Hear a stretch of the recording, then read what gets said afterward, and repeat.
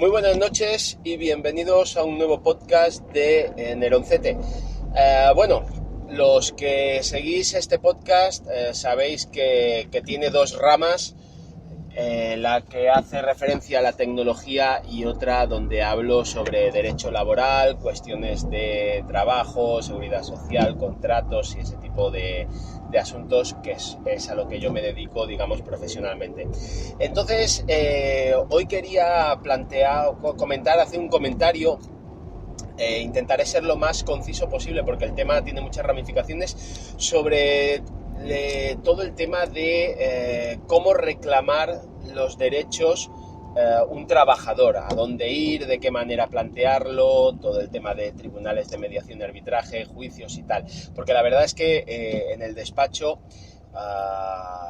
me sucede muy a menudo que vienen trabajadores y no tienen muy claro de qué manera tienen que reclamar sus derechos, ante quién tienen que ir, qué es lo que conviene más en cada cosa. Entonces, por eso, pues me decido hoy hacer este podcast con este asunto. Mirad, bueno, en primer lugar, yo lo que siempre trato de hacer cuando viene un trabajador que considera que la empresa está haciendo algo incorrecto con respecto a bien sea su nómina, bien sea su contrato, sus condiciones de trabajo, en fin, cualquier asunto relacionado con la prestación de trabajo que hace el trabajador, yo lo que siempre le digo es, en primer lugar, siempre hay que intentar tener muy claro si quieres llevar adelante el asunto.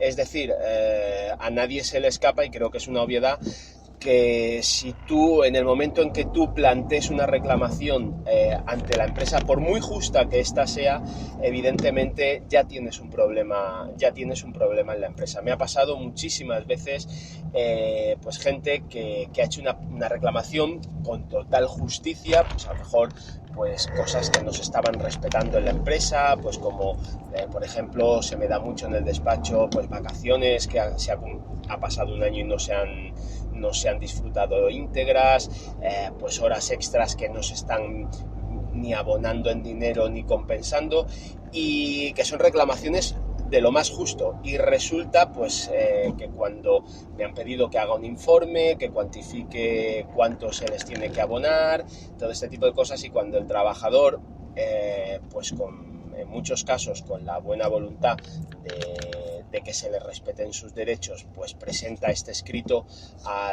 este informe que yo hago al empresario, pues en algunos casos me he encontrado con que el trabajador ha venido días o semanas después, pues diciéndome o bien que le han cambiado sus condiciones de trabajo a peor, es decir, lo que viene siendo que lo han puteado, o bien directamente que lo han despedido. Evidentemente nunca por ese motivo, siempre el empresario, pues que también está asesorado por la gestoría o asesoría que le lleve sus asuntos, pues lo que hace es despedirle por otro tipo de causas. Bien, en ese caso, en primer lugar, como decía, siempre tener muy claro que quieres llevar adelante la reclamación, que estás convencido de tirar adelante el procedimiento, porque suele ser una cosa que no tiene vuelta atrás y que te predispone un poco en contra de la empresa. Una vez que ya tienes decidido que tú lo que quieres es defender tus derechos, yo aquí distingo dos caminos.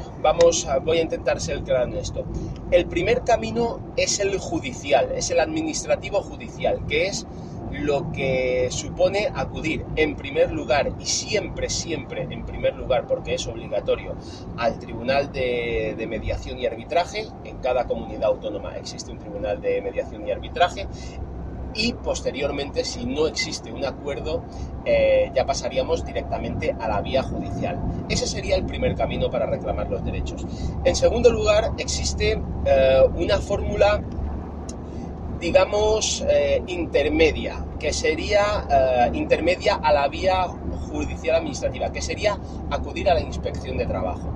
Vale, en cada comunidad autónoma existe también una inspección de trabajo. Decir que la inspección de trabajo es de ámbito estatal, es decir, la inspección de trabajo depende del Ministerio de Trabajo y Seguridad Social, creo que ahora no se llama así, pero bueno, no tiene las competencias en las comunidades autónomas. A mí particularmente eso me gusta mucho porque le da absoluta independencia a a la inspección de trabajo. Quiero decir, las plazas de funcionario para inspector y subinspector de trabajo son a nivel estatal, y eso hace pues que en una comunidad pueda haber un inspector de trabajo de esa comunidad, o, por ejemplo, yo hablo desde Baleares, por ejemplo, en Baleares sucede que la mayoría de inspectores de trabajo son gente que no son de Baleares.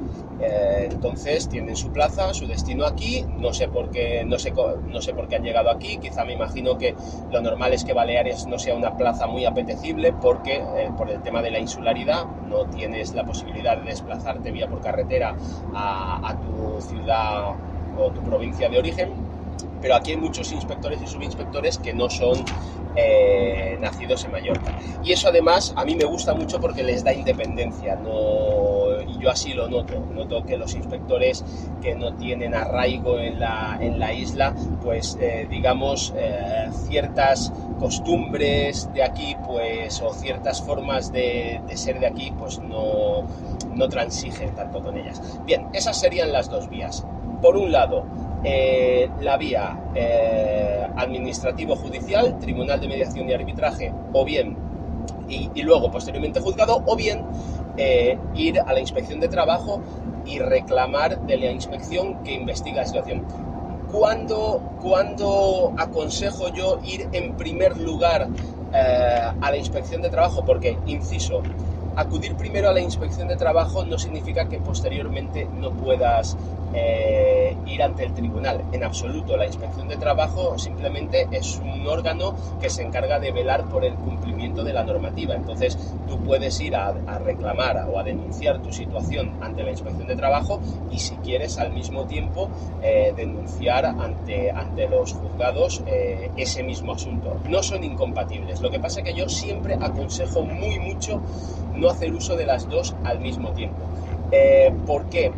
Porque, en primer lugar, si la inspección de trabajo lo que suele hacer, si tiene conocimiento de que ese asunto ya está siendo denunciado en el juzgado, lo que suele hacer es, digamos, prestar menos atención. ¿Por qué? Porque total, ese asunto ya lo va a ver un juez. Entonces ellos, digamos, en muchos casos pasan un poco de puntillas por el asunto. Y ese es un poco el motivo por el que aconsejo, en todo caso, si uno quiere hacer uso de las dos vías, siempre acudir primero a la inspección de trabajo. Y bueno, ¿cuándo aconsejo ir a la inspección de trabajo inicialmente? Pues siempre que necesites alguna acreditación o alguna prueba que tú no puedes conseguir. Me explico. Cuando tú formulas una denuncia ante la inspección de trabajo en un plazo X de tiempo, pues la inspección de trabajo citará a la empresa, o bien se personará en el centro de trabajo e investigará lo que el trabajador está denunciando. ¿Qué sucede? Después de eso, la inspección de trabajo emite un informe. Si ha detectado que hay anomalías, pues evidentemente sancionará y obligará al empresario a subsanarlas. Si no ha podido detectar nada, pues nada, simplemente se levantará acta de inspección sin imposición de sanciones. Pero ¿qué sucede? Si lo que uno denuncia, la inspección de trabajo lo puede corroborar, posteriormente, cuando tú vas a denunciar ante el juzgado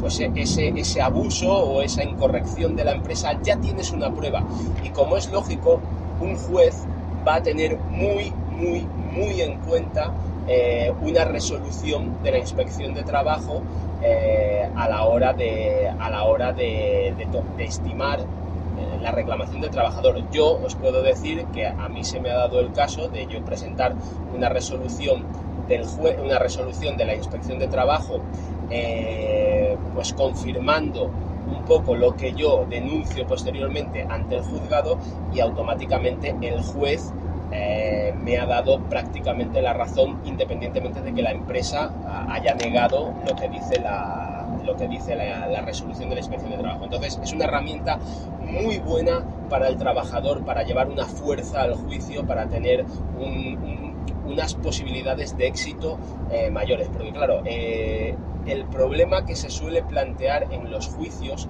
es poder probar las cosas. Por ejemplo, caso típico del despacho: empresario que obliga al trabajador a realizar más horas de la jornada habitual, más de las 8 horas de jornada habitual, y que no se las paga ni se las compensa con tiempo. Claro, ¿de qué manera lo pruebas? Porque hay que tener una cosa muy en cuenta. Cuando uno quiere demandar a la empresa, tiene que tener la capacidad de probar lo que está diciendo. Es decir, no puedes presentarte en un juicio diciendo que el empresario, por ejemplo, te obliga a hacer horas extras sin tener ninguna forma de demostrarlo. Y una forma de demostrarlo tiene que ser una forma válida. Es decir, no vale que traigas un ex compañero de trabajo que diga que allí se hacen horas extras. ¿Por qué? Pues porque el ex compañero de trabajo seguramente pues ya no está trabajando en la empresa, pues tal vez porque fue despedido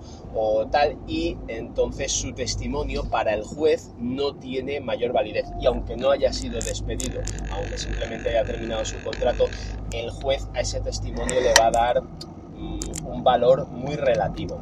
Entonces ahí vuelvo otra vez sobre la importancia de que la inspección de trabajo pueda ayudarnos en ese sentido. Si en la empresa se están haciendo horas extras, no se puede demostrar y se denuncia ante la inspección, si la inspección, porque haga una vigilancia en el centro de trabajo o algún tipo de seguimiento, puede demostrar que se están haciendo horas extras, ahí ya sí tendríamos una prueba muy eficaz ante el juez. ¿Vale? Entonces, este asunto hay que tenerlo muy claro. No puedes presentarte ante el juez a denunciar cosas que no puedes probar, y que no puedes probar mejor con documentación, porque en el juzgado de lo social lo que vale son los documentos, y documentos válidos, por supuesto. Una hoja donde se apuntan las hojas, una hoja de papel donde se apuntan las horas que uno va haciendo, pues no tiene ningún valor, porque esa hoja la puedo hacer yo, la puedes hacer tú, la puede hacer cualquiera. Entonces el juez eso no lo va a tomar en cuenta. Otra cosa es si esa hoja viene sellada, firmada por la empresa, pero claro, la empresa no es tonta y no va a dar validez a documentos que le comprometen. Por eso, en muchos casos, la realización de horas extras se queda pues sin poder, como diría, demostrar, y eso pues supone un perjuicio importante. Vale, entonces voy a ir recapitulando para finalizar, porque este tema puede ser súper extenso y no os quiero aburrir más de lo que ya supongo que estáis. A la hora de reclamar derechos tenemos dos vías. En primer lugar está la vía judicial, es decir, reclamar ante el juzgado. Hay que pasar primero por el Tribunal de Mediación y Arbitraje y posteriormente, si no hay acuerdo, por el juzgado. O la otra manera de reclamar nuestros derechos es denunciarlo ante la Inspección de Trabajo. Son dos vías que no son incompatibles, se pueden utilizar ambas. Lo que yo siempre recomiendo, utilizar primero a la Inspección de Trabajo, y si falla la Inspección de Trabajo, pues entonces intentarlo por la vía judicial.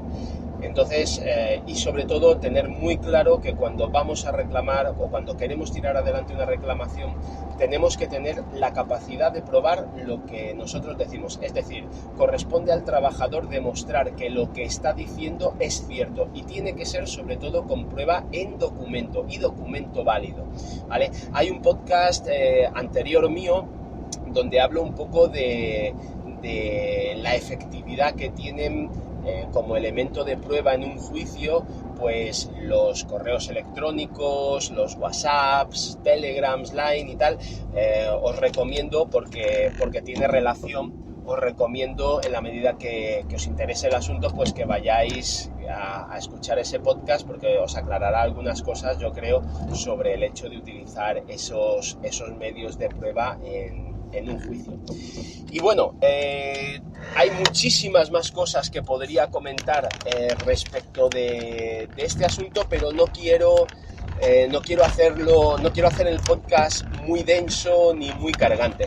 Entonces, pues nada, aquí lo vamos a dejar. Si queréis que haga alguna aclaración o que haga algún podcast en concreto sobre algún apartado de lo que aquí se ha comentado, pues no hay ningún problema. Os dejo las formas de contacto conmigo y por ahí me lo podéis indicar.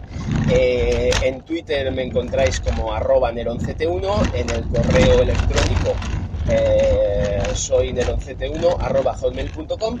Y nada, pues espero que os haya interesado, que os guste y sobre todo que os sirva para defender vuestros derechos. Venga, un saludo.